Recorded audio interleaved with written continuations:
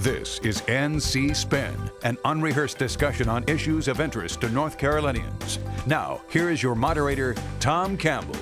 Welcome. You've heard and read the spin the media and the politicians have put on the issues of the day. To get the correct spin on what's going on in North Carolina, let's introduce you to our panel of experts. They include former Secretary of State, former Attorney General Rufus Edmisten, Chris Fitzsimon from NC Policy Watch, Syndicated columnist and author John Hood, and Becki Gray from the John Locke Foundation. Well, we've got another great show for you this week that includes discussion about proposed constitutional amendments, court decisions on property rights and cyberbullying, and a discussion as to which math curriculum is the right answer. And of course, as always, we'll ask the panel to tell us something we don't know.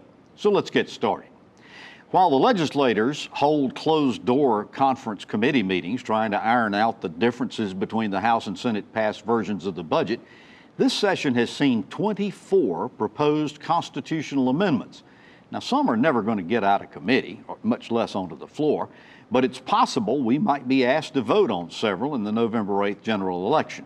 We ain't got time to talk about all of them, but we want our panel to discuss some of them. Rufus, the very day after the Orlando massacre, a bill was filed that would end permitting requirements for people who want concealed weapons permits. What's your reaction to this proposed amendment to eliminate concealed carry permits? Well, first of all, thanks, Becki, for the Constitution. Absolutely. I've read this before on the program, Tom. Article 1, Section 30, nothing herein shall justify the practice of carrying concealed weapons or prevent the General Assembly from enacting penal statutes against that practice. It's already unconstitutional to have concealed weapons, so what they've got to first do is repeal this if they want to go at it. Now, I'm one who believes that, like Mark Twain said, the truth is precious, use it sparingly. Constitutional amendments should be used very sparingly. And this double baker's dozen amendments that we have are just, some of them are ridiculous because all they need is a vote up or down. Well, I want to go through some of them before we get through. But on this subject of the concealed carry permit, Becki, House Speaker Tim Moore says that he's not even going to bring the issue to the floor. Does that make it dead? Pretty much, and I think the Rules Chairman has said that it was sent to the Rules Committee, and David Lewis has said he doesn't intend to. Of course, I thought it was interesting. Representative Larry Pittman is the sponsor of this, and in some of the conversations, I think on the regarding this, and not certainly on the House floor because it hasn't moved, but Larry Pittman said that he felt like the Second Amendment was his permit to carry a gun. The Second Amendment? The Second Amendment, yeah. All right. Chris, another one of the proposed constitutional amendments would limit corporate and personal income tax rates to 5.5%. What's your reaction to that? Well, I think if we're going to start setting, the current Constitution limits it to 10%, yes, which is a high ceiling. I don't think we need to get in the business of writing tax rates into the Constitution. That's one of the reasons that we elect our lawmakers, is to let them set the appropriate tax rate to raise or lower taxes when we need it, when we're in an emergency, when we have money and we can cut taxes. I think this would be absurd to lower this in the Constitution. Let's give ourselves some flexibility. State Treasurer Janet Cowell, John, says that she thinks this would be a bad idea and it might impact our AAA credit rating with the rating agencies. Does that hold any validity? Well, I think that the better argument on that has to do with a different provision of the original amendment, or the language which would have had to do with a minimum required deposit into the rainy day fund.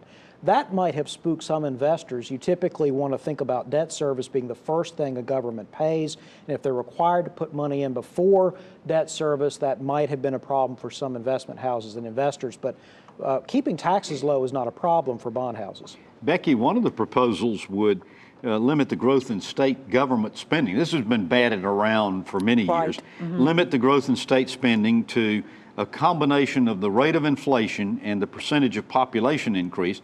And dovetailing on what John was talking about, it requires a 2% amount to be contained in emergency savings reserves. What's your reaction to that? Right. Well, as you mentioned, it's been batted around for several years. There are some other states that have a Taxpayer Protection Act written into their constitutions. The thing that I think is interesting is here in North Carolina, over the last several budget cycles, the General Assembly and the governor have stayed under what that formula you mentioned Right. of inflation plus in population without even statutory requirement that they do so, and certainly not a constitutional amendment. So I think as long as we have the leadership that we have in North Carolina that's committed to bringing the growth of government to a reasonable amount, I don't really see the need to do that in the Constitution. Rufus, another one would, there are at least two that deal with minimum wage laws in North Carolina. One of them would elevate the state minimum wage to $8.80 and increase it every year according to the increase in the consumer price index. You think that has any chance of flying? It has maybe merit, but at the same time, that's doing something that the legislature is perfectly capable of doing. And in my opinion, Tom, the other one that's fit to be on that whole list to pass is the one that says you can't take somebody's private property by condemnation and give it to another private person. You trying to cut this discussion short here, Rufus? I got 6 minutes to fill up here. I wanted to get that one in because I've rallied about that for 5 years. Now, and Rufus brings up a great point there. I mean, that constitutional amendment, after the Kelo case, that eminent domain constitutional amendment has been brought up year after year after year after year and has never passed. I think there's a couple eminent domain bills that are sort of on the table this year, if you will. And I agree with Rufus. I think that that's something that we really need to take a serious look at. But it goes even further than that, and it says that if they are taking your property by eminent domain, public property by eminent domain, that you, as the landowner, have a right to request a trial by jury so far as what a fair price is. That's good. It's all about just compensation. If they're going to take your land, then you ought to be able to get paid for it. Chris, another one is would change. If any change was going to be made in voting districts for local governments, it would have to be determined by referendum only. Now, this seems to overturn some of the recent actions of this legislature. What do you think of it? Well, I think it's better than the General Assembly going in when they don't like Democratic majorities and changing districts. But I think Rufus is right in the initial comment, which is we need to be very careful about amending the Constitution. The one you mentioned about the minimum wage, one of the things that's motivated some of these is North Carolina is not an initiative and referendum state. So I was going to ask you that. The really only way to have a statewide vote is to propose a constitutional amendment. I think the minimum wage should be increased.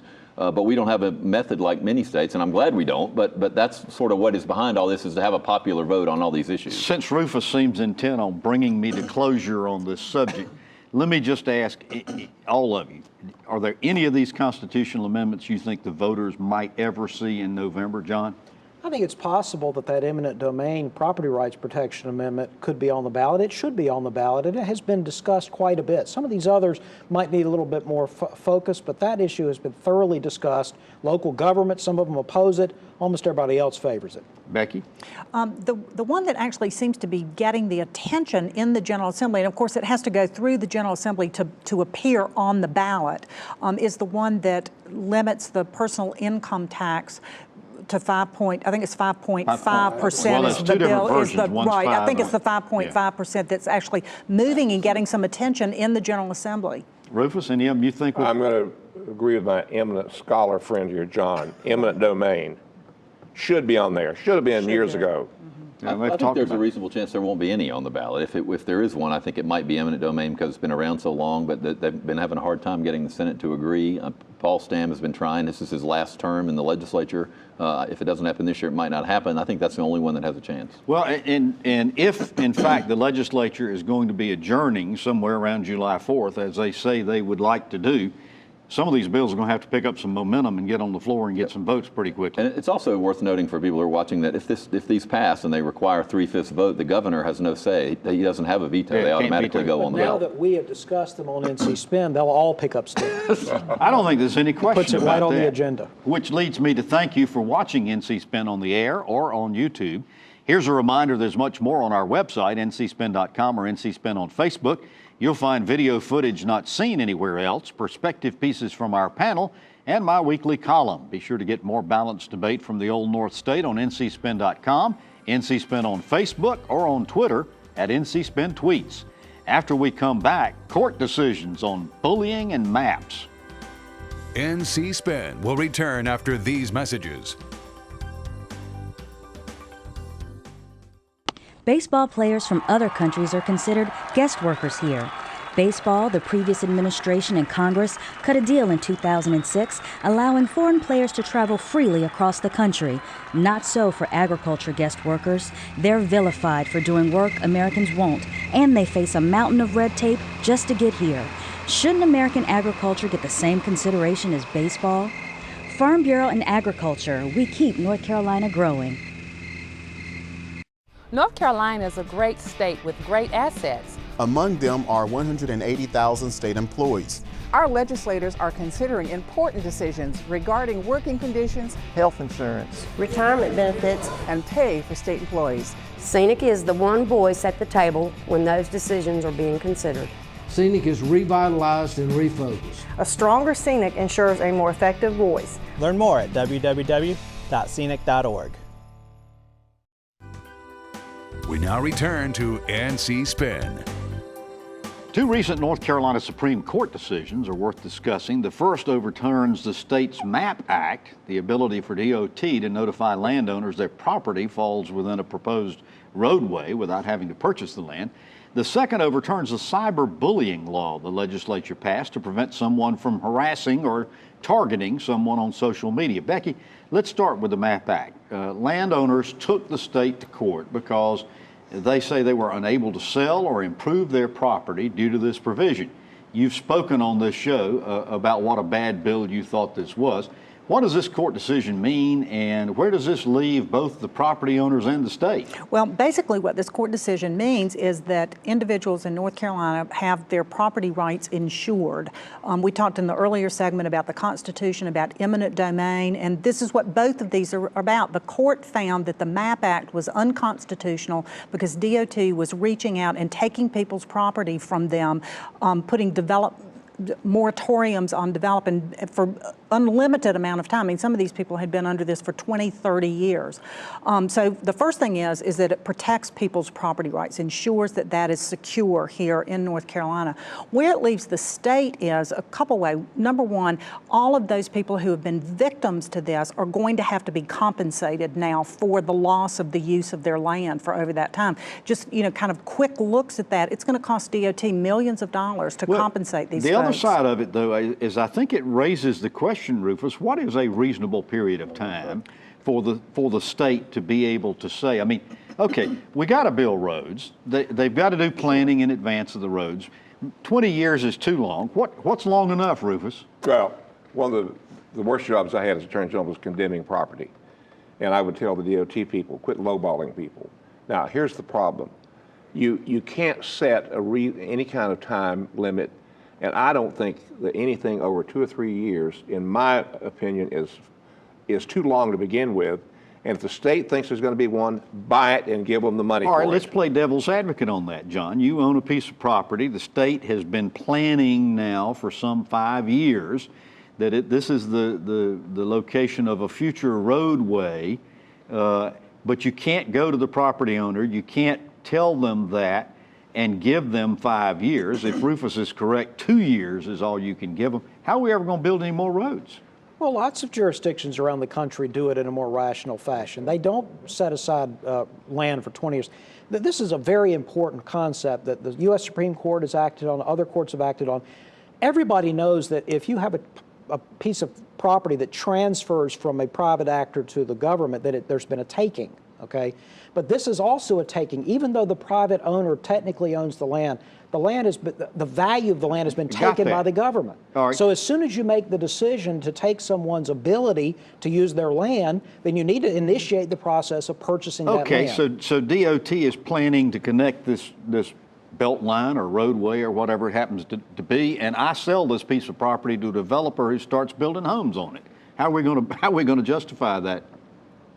Well, I mean, I would. Wait a minute, that's the first time in 18 years I think I've seen you sort of speechless. I think the point is that the state has to move in and buy the land and compensate the landowner and get the land as soon as we can, right? I mean, that's the whole problem. I don't think there's a ton of disagreement that this has been abused, but I do think we still have to figure out what is a reasonable amount of time, and I'm worried if we go too far in the other direction, it will make it tough to build highways and infrastructure. That was the point I was trying to make. It also gives us an opportunity to really look at the way we build states and other regulations. Part of the problem problem with the length of time that it takes. It's not the funding, it's all the permits and the environmental regulations. Yes. And also, you know, this, as I see it, another really good point of this lawsuit is to really take a good hard look at how we build roads and how we change that process. Rufus, I want to ask you about this other law, the cyberbullying law.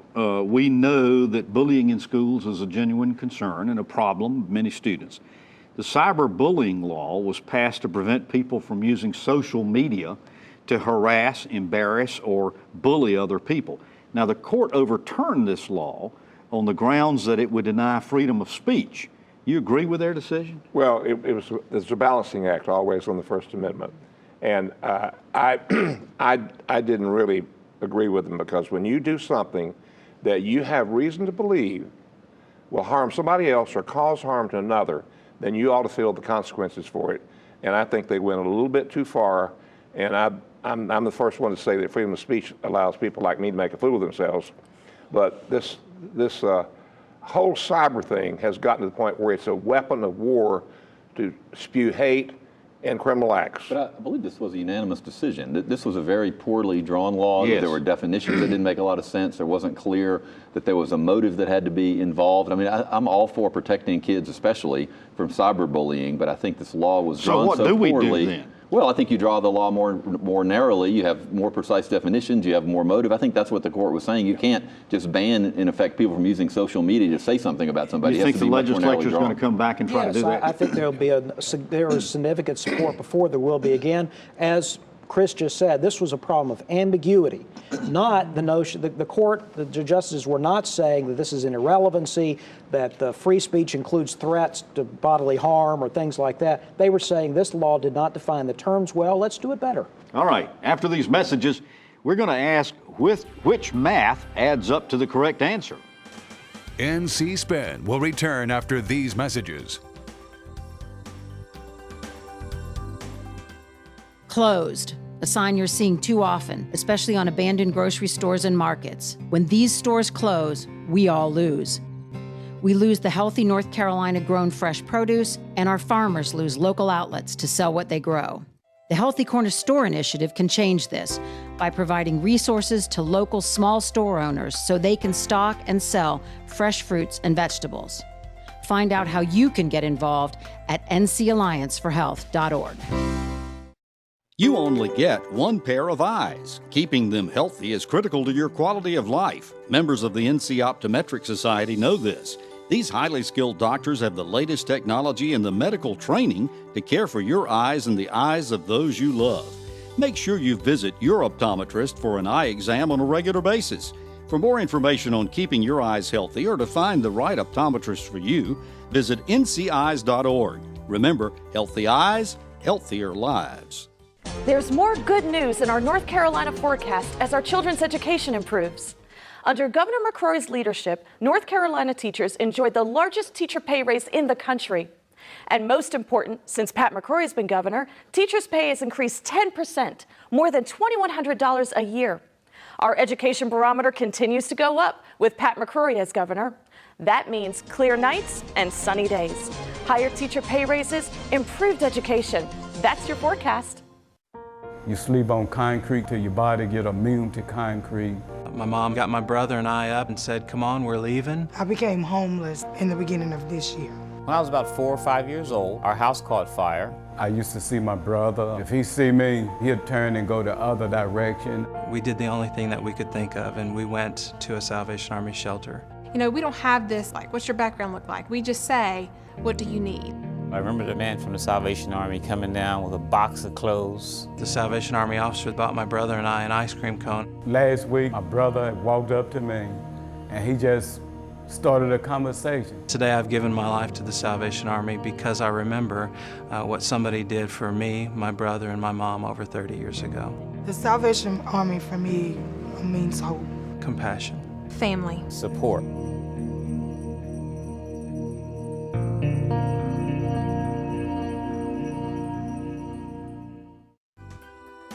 We now return to NC Spin. Along with more than 30 other states, North Carolina adopted the Common Core curriculum, which was designed to help students learn to think and better solve problems. The concept was more complicated to implement and soon fell out of favor. The legislature created the Academic Standards Review Commission to determine whether to scrap it or modify it. That commission recommended keeping the English component, saying the math instruction element needed modifying, but they couldn't make recommendations for changing. Now the legislature is involved in trying to decide whether to revert to the old Algebra 1, Geometry, and Algebra 2 model, the traditional model, or continue the integrated math concept of Common Core. Chris, one of the proposals is to give the school districts the choice of which curriculum they want to pursue, and it could possibly even allow them to use both in the same system, couldn't it? At first glance, this seems to be, to me, the worst of all worlds. What do you think? Well, it's certainly not the best of all worlds. It's interesting to me that the State Board of Education wants to continue with integrated math, which, by the way, has been around quite a while in North Carolina. That was, I think, a unanimous decision by the State Board of Education. And remember, Governor McCrory has appointed now the majority of the State Board of Education, so it's not a stretch to say this is Governor McCrory's idea. The business community is strongly behind it.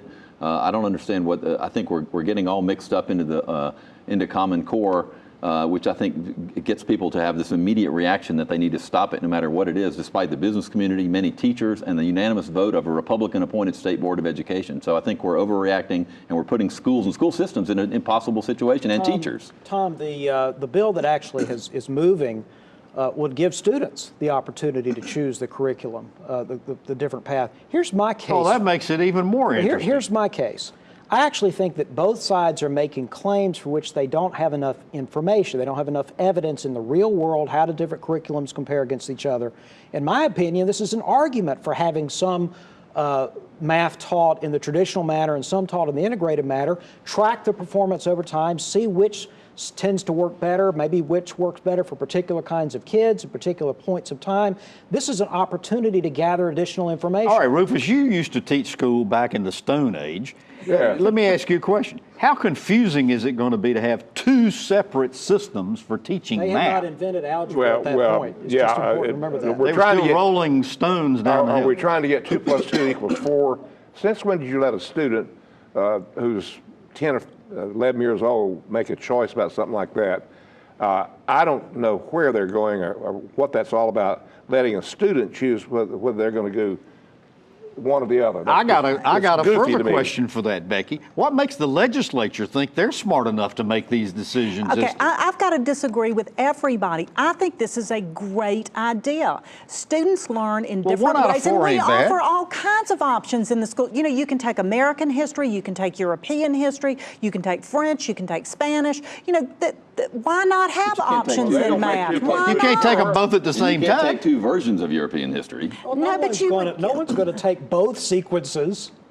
That's not. Well, maybe somebody who really loves imagine math, the confused teachers. Am I teaching traditional math? Am I teaching integrated? You have teachers that do both. You can make arguments against this, but that's not a very good one. The argument against it would be, could it be difficult to manage at the school level, at the district level, because you might not be able to predict, you might have difficulty figuring out who's going to teach what. I think school districts can work it out. I think we should try it. All right. Well, this is school choice. This is a good idea. All right. While we argue over these calculations, we'll come back after these messages and ask the panel to tell us something we don't know. NC Spin is brought to you in part by the North Carolina Farm Bureau. The Farm Bureau and Agriculture. We keep North Carolina growing.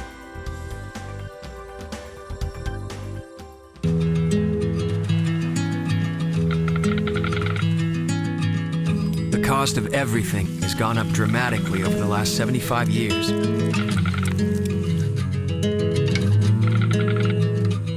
With one exception, keeping electricity affordable. That's the power of your co-op membership. Learn more at togetherwesave.com. North Carolina's Touchstone Energy Cooperatives, looking out for you. It's a fact. Patients who receive care in the medical home from a trusted family physician reduce healthcare costs through prevention, early detection, and affordable management of high-cost chronic diseases. Every dollar invested in healthcare matters. Let's invest them wisely, building on North Carolina's medical home model. Better health begins with a medical home, a trusted family physician, the best return on our healthcare investment. Learn about the importance of medical homes at ournchealthcare.com. Closed, a sign you're seeing too often, especially on abandoned grocery stores and markets. When these stores close, we all lose. We lose the healthy North Carolina grown fresh produce, and our farmers lose local outlets to sell what they grow. The Healthy Corner Store initiative can change this by providing resources to local small store owners so they can stock and sell fresh fruits and vegetables. Find out how you can get involved at ncallianceforhealth.org.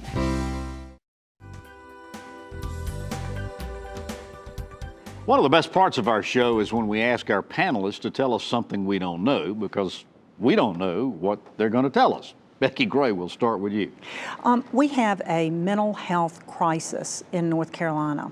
The governor recognizes this, the House and the Senate recognize this. It has been a high priority for all three. In their budget, all of them allocated money for mental health services. There's also the money available to do this from the proceeds of the Dorothea Dix property, which that $52 million was designated for mental health services.